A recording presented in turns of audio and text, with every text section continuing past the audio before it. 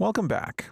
Now we have a few new widgets, right? We have load slot taken, load slot vacant, load slot enter name, and tying it all together, we have our load menu, which has three widgets, which are widget switchers.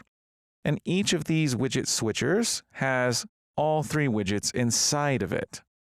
Now, this is just the widget switcher widget type that's built into the engine. But we're going to actually want our own custom widget switcher type.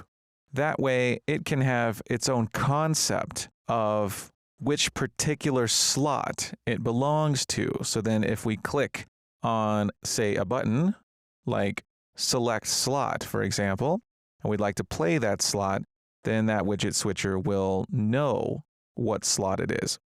So we're going to create a special widget switcher of our own. So let's go into Blueprints, UI, Load Menu, and we'll make a special new widget blueprint here. Now I'm just going to choose User Widget, and it's going to be WBP load slot underscore widget switcher. And here we can have our own class for our widget switcher. And the first thing we're going to add is a widget switcher. We'll change it from fill screen to desired. And we'll just add the three types of widgets. We need vacant, enter name, and taken. So we're going to find WBP load, and we're going to take load slot vacant and drag it on. And here we see it now. We're going to take enter name and drag that onto the widget switcher. And we're going to take our taken and drag that onto the widget switcher. And now we have a class designated for this that we can use. And now that we have this special widget switcher, we can go back to our load menu and start to replace each of these with our special type of widget switcher.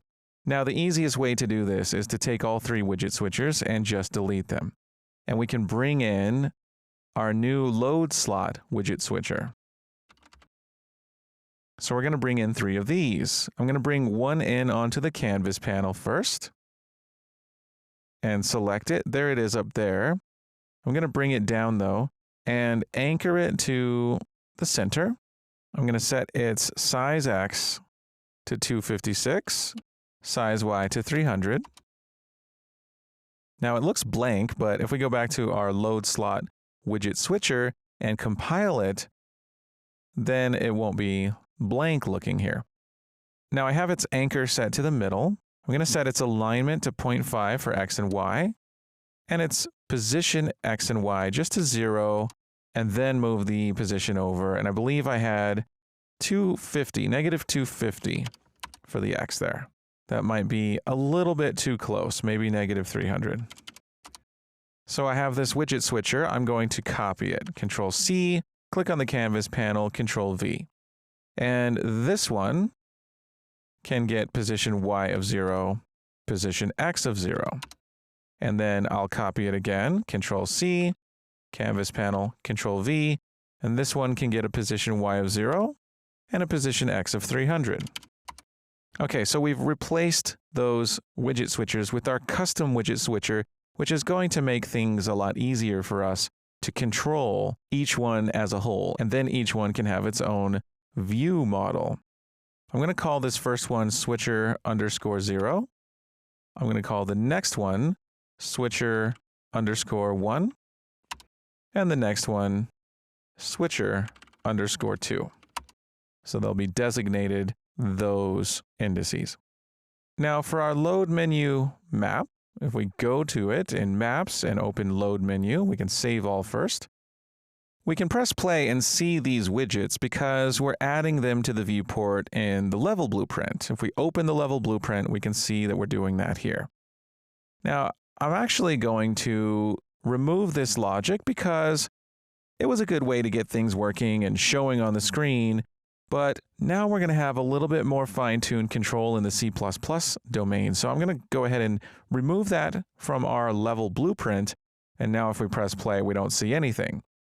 The reason for that is I'm going to have our own full-on game mode and HUD for the load screen. And the HUD is going to have its own C++ class that will construct the widget and show it, add it to the viewport, and set its view model. So that way we can create its view model in C++ and control the timing of things so that when the time comes for that widget to have its own view model, we'll know for sure that that view model has been constructed.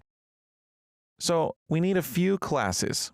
We need to construct that view model, and we'll see how, but we also need a game mode for the load screen map and a HUD for the load screen map. So we're going to create several new classes right now. I'm going to go to C++ classes, Aura, public, and go into game where we have our Aura game mode base, and I'm going to make a new game mode. Now, the game mode itself doesn't have to be a new C++ class. It can just be based on Aura game mode base.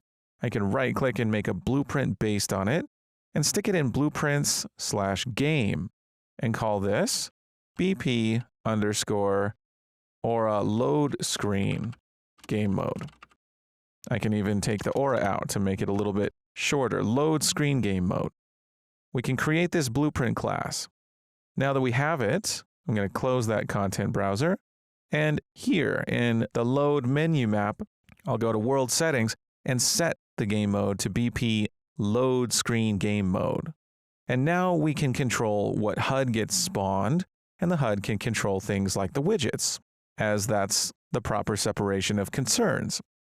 So now that we have a game mode assigned, we can save all, and we can create that HUD class that we need to assign here for the load screen, as well as a view model class. So let's go to C++ classes, where we were here, and we'll go into UI, we'll go into HUD, and we'll make a new class for the load screen HUD. Now this can be just a new HUD. It doesn't have to be based on Aura HUD. It's going to be completely different. And we can find the HUD class here, click Next. And right here in UI/HUD, I'm going to have a load screen HUD class. I'm going to create the class. I'm going to click No. I don't want to recompile. I want to create another class before closing the editor down. I want to make a view model. Now, if I'm going to make a view model, I have to enable the MVVM plugin.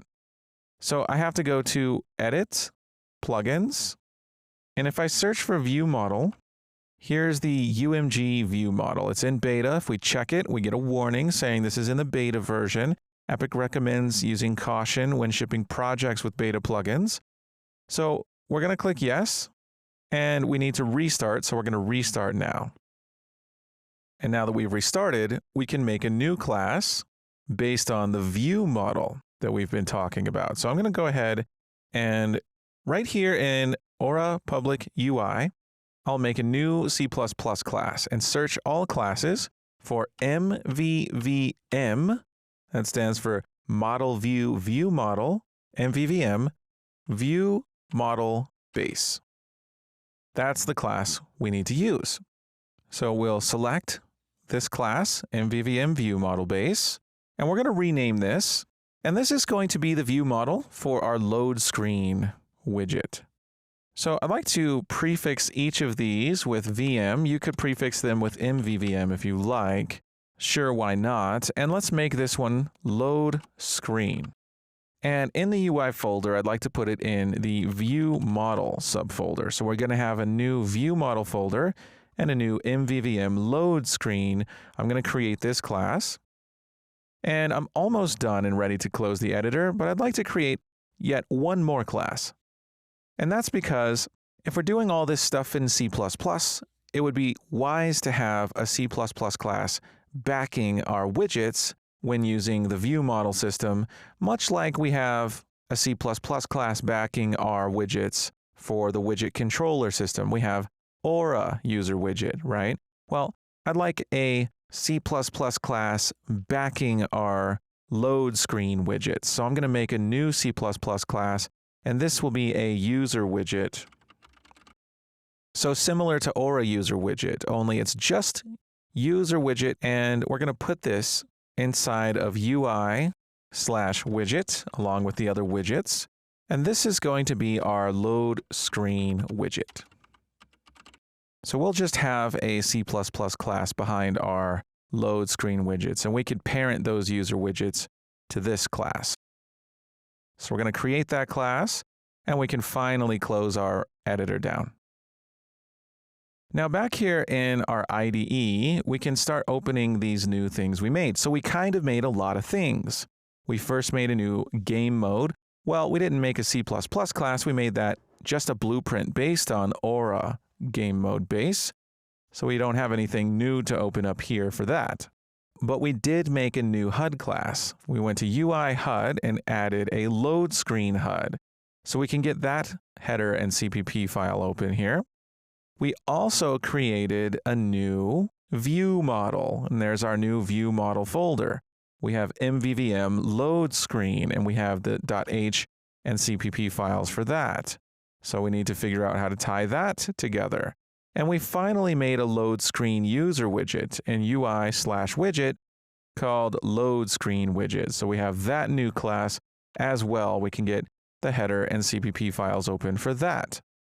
And we know that our game mode, load screen game mode, the new one, is now going to want to use our load screen HUD, which means we should make a load screen HUD blueprint and set that in our game mode blueprint. And then we can go about doing things with our load screen HUD, creating widgets, creating view models, and learning how those work, all that great stuff. We'll do that next, but first, let's just compile and launch our engine and create our load screen HUD blueprint and set that in the game mode. So back in the editor, I'm going to go into my maps folder and open load menu. Here we have our BP load screen game mode. Now it has its own HUD class, but we need to set what that is. So we can open BP load screen game mode and find the HUD class. We can set that. We do need a blueprint based on our C++ class. So let's go to Blueprints, UI, HUD. And right next to Aura HUD, we'll make a new blueprint class based on load screen HUD. Here it is. And we'll call this BP load screen HUD. Now there's nothing to set in here. It's just a HUD blueprint. Nothing really special about it yet. Not yet. But we'll go to our load screen game mode and set its HUD class to BP load screen HUD.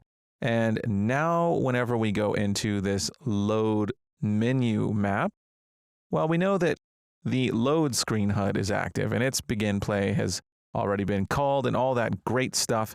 We are ready to start doing things in that load screen HUD, such as creating widgets, add them to the viewport, set variables, tie things together, and the like. So we'll do that next. Great job on creating all those classes, and I'll see you soon.